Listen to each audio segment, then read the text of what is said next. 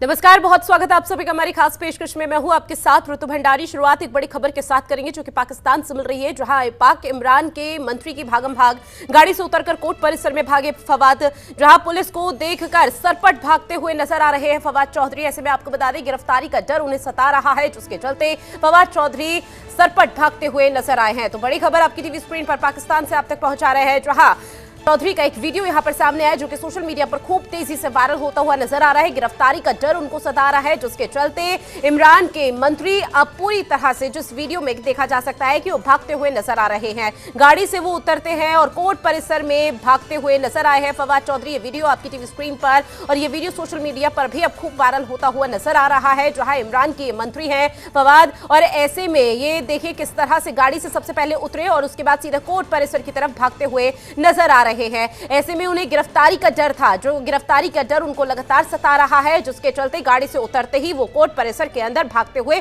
नजर आ रहे हैं। और ये वीडियो अब खूब तेजी से वायरल होता हुआ भी नजर आ रहा है। तो पाकिस्तान का ये वीडियो है जो कि इमरान के मंत्री हैं फवाद चौधरी में सीधे देखा जा सकता है कि गिरफ्तारी का डर अब उनको किस तरह से सताने लगा है। हालांकि पहले तक ये सीधा जो मामला था सिर्फ इमरान खान तक ही नहीं, अब ये पूरा मामला तूल पकड़ता हुआ नजर आ रहा है। शिकंजा पूरी तरह से कोर्ट का भी वहां तेज हो चुका है। ऐसे में जो वकील परिसर में मौजूद थे, उन्होंने फवाद चौधरी को पकड़ा और उनको अपने पास बैठा के उनसे पूछताछ अब लगातार की जा रही है। तो बड़ी खबर आप तक पहुंचा रहे हैं, जहां पुलिस को जैसे ही देखा तो गाड़ी से उतरते ही कोर्ट परिसर में भागते हुए फवाद चौधरी नजर आए हैं।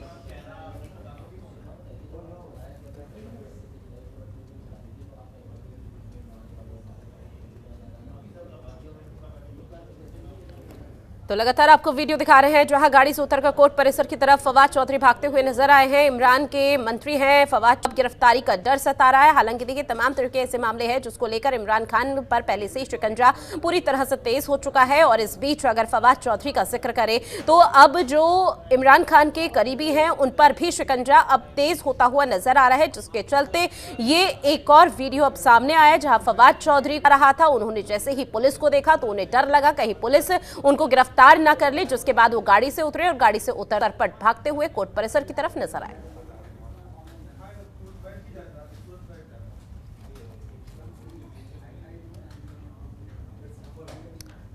और अब बाद अपनी खास चर्चा की करेंगे, जहां मई के महीने के बीच में गर्मी अपने चरम पर है और सियासी पारा भी पूरी तरह से हाई है। हम इस वक्त बात कर रहे हैं बिहार में ग्राम की, जहां बागेश्वर बाबा के बिहार पहुंचने से पहले ही बिहार में सियासी पारा देखने को मिल रहा है। आपको बता दें कि बिहार के पर्यावरण मंत्री और लालू प्रसाद यादव के बेटे तेज प्रताप ने बाबा के आगमन को लेकर सख्त रुख अख्तियार किया। तेज प्रताप ने कहा कि बाबा बागेश्वर हिंदू मुसलमान को लड़वाने के लिए आ रहे हैं, तो मैं इनका विरोध जरूर करूंगा। मैं उनका एयरपोर्ट पर घेराव भी करूंगा। लेकिन धीरेन्द्र शास्त्री ने 13 मई को बिहार में जबरदस्त एंट्री और भीड़ ने बागेश्वर बाबा का जोरदार स्वागत किया। बीजेपी के सांसद मनोज तिवारी और गिरिराज सिंह भी इस दौरान अपनी मौजूदगी दर्ज कराते हुए नजर आए, जहां बाबा को देखने के लिए भक्तों की भीड़ सड़कों पर देखने को मिली। बागेश्वर बाबा ने बिहार में गर्मी के बीच दरबार लगाया और लाखों की संख्या में भक्त वहां पहुंचे, जहां धीरेन्द्र शास्त्री ने कथा के बीच फिर से हिंदू राष्ट्र की हुंकार भरी और कहा कि बिहार से ही हिंदू राष्ट्र की ज्वाला चलेगी। जहां बागेश्वर बाबा लगातार हिंदू राष्ट्र की हुंकार भर रहे हैं, वहीं बिहार के डिप्टी सीएम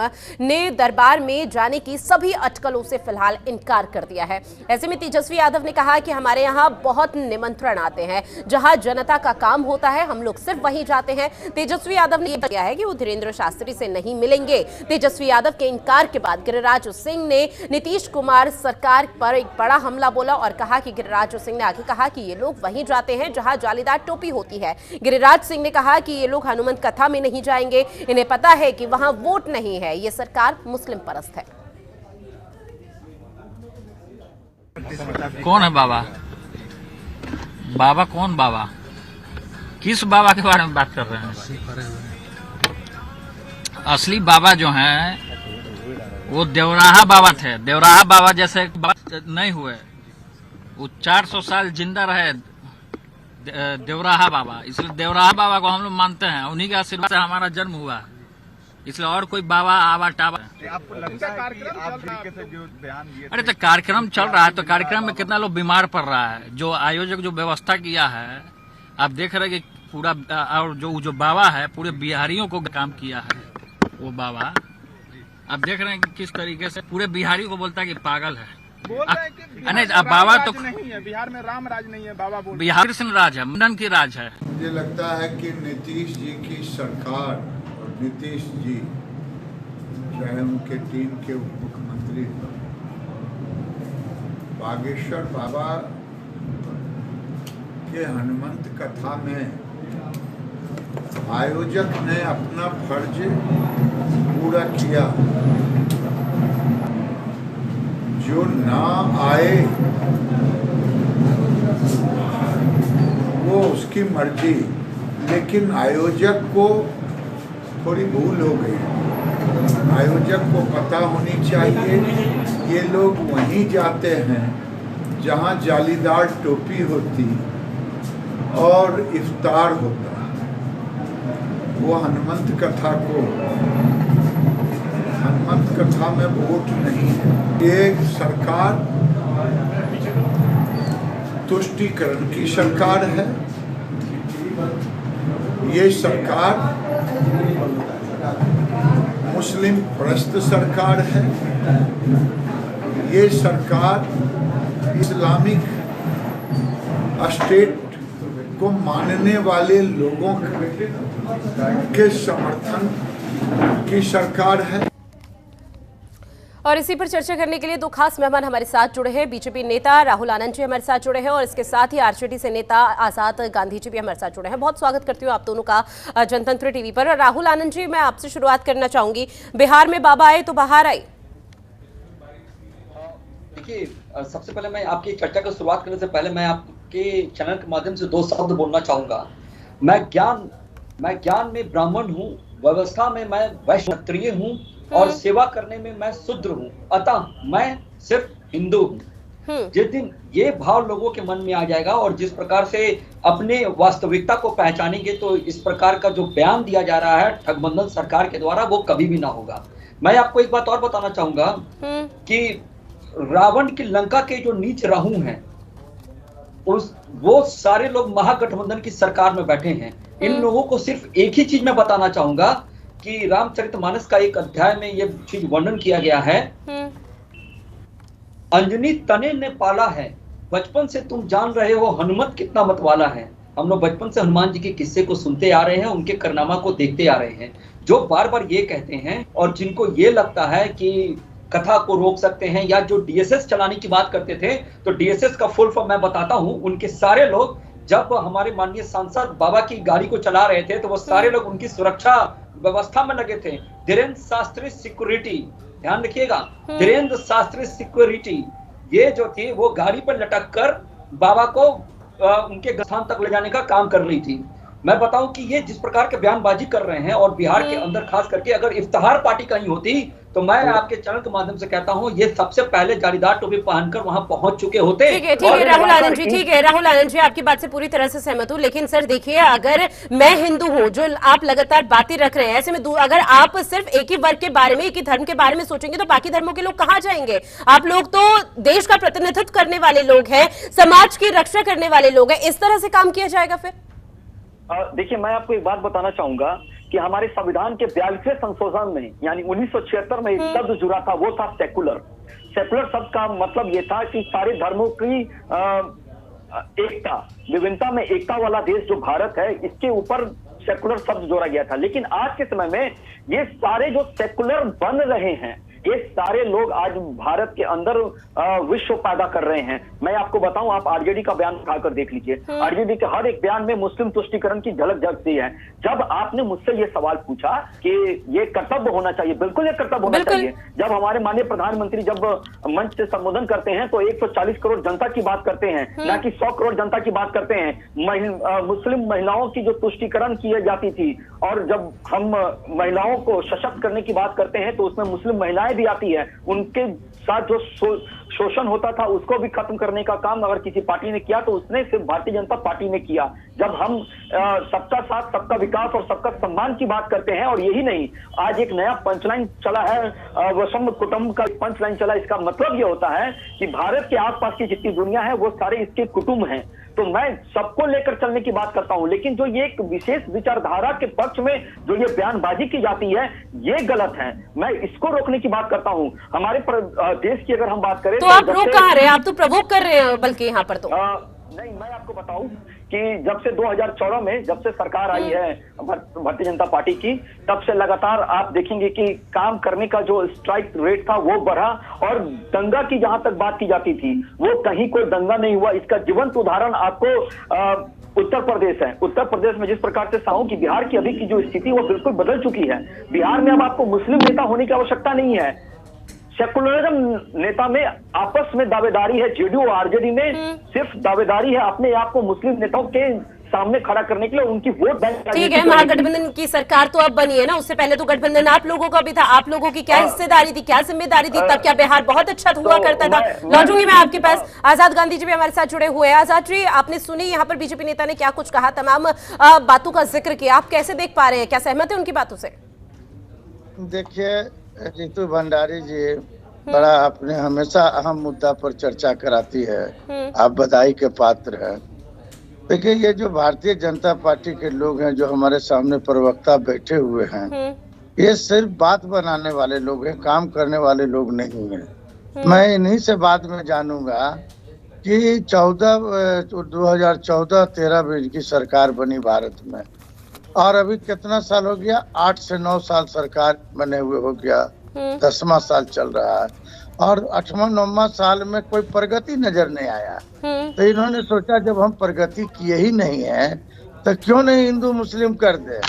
और ये बहुत से जो बाबा आ रहे हैं, नाम नहीं लेना चाहता, अपना अपना दायित्व पूरा करते हैं। भारतीय जनता पार्टी एक एजेंट के रूप में ला रहे हैं सबको।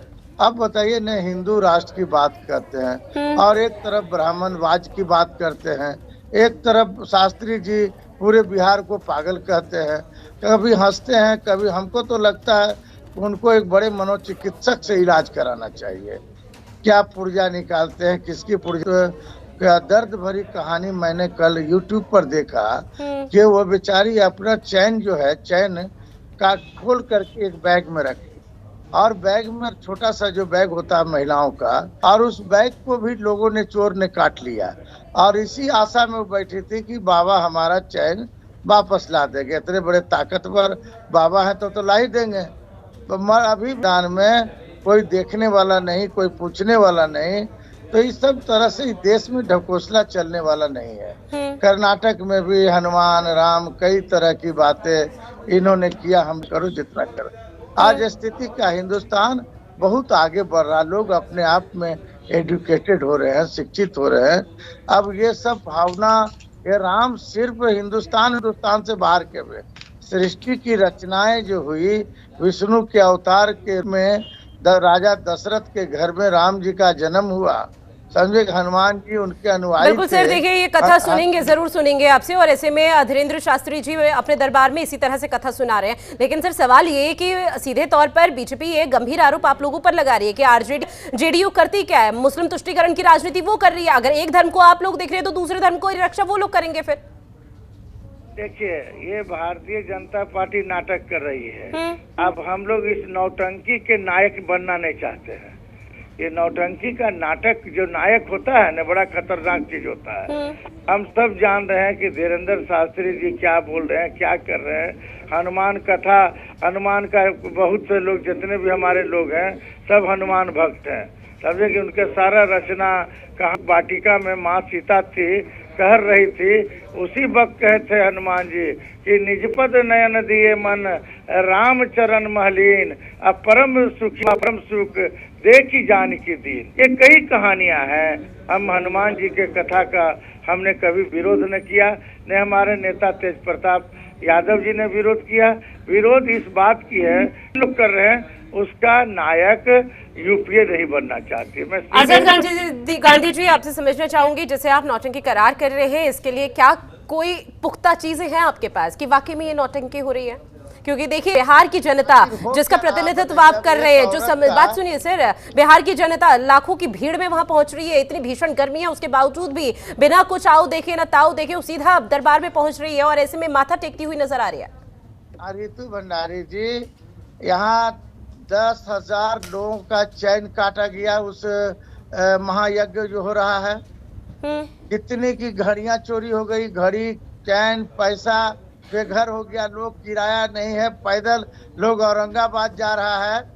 ये क्या नाटक नहीं है तो क्या है? आखिर जब बड़े संत थे तब उन लोगों का जो चोरी हो गया कम से कम बाबा वापस ला देते। नहीं तो ये तो चोर पुलिस का काम है ना, ये तो फिर पुलिस करेगी। सत्ता में आप लोग हैं तो पुलिस प्रशासन को इतना तेज इस तरह से काम करवाइए पुलिस प्रशासन ताकि न चले। तो हमने तो पहले भी कहा था, इस बात को हमारी प्रशासन ने कही थी कि लॉ एंड ऑर्डर पर खतरा है, कि घटनाएं घट सकती है, यहाँ आतंकवादी घटना घट सकती है। उसके बावजूद भी हमारा प्रशासन ने पूरी तैयारी कर रखी थी। बाबा को एक आंच आने के लिए हमने नहीं दिया।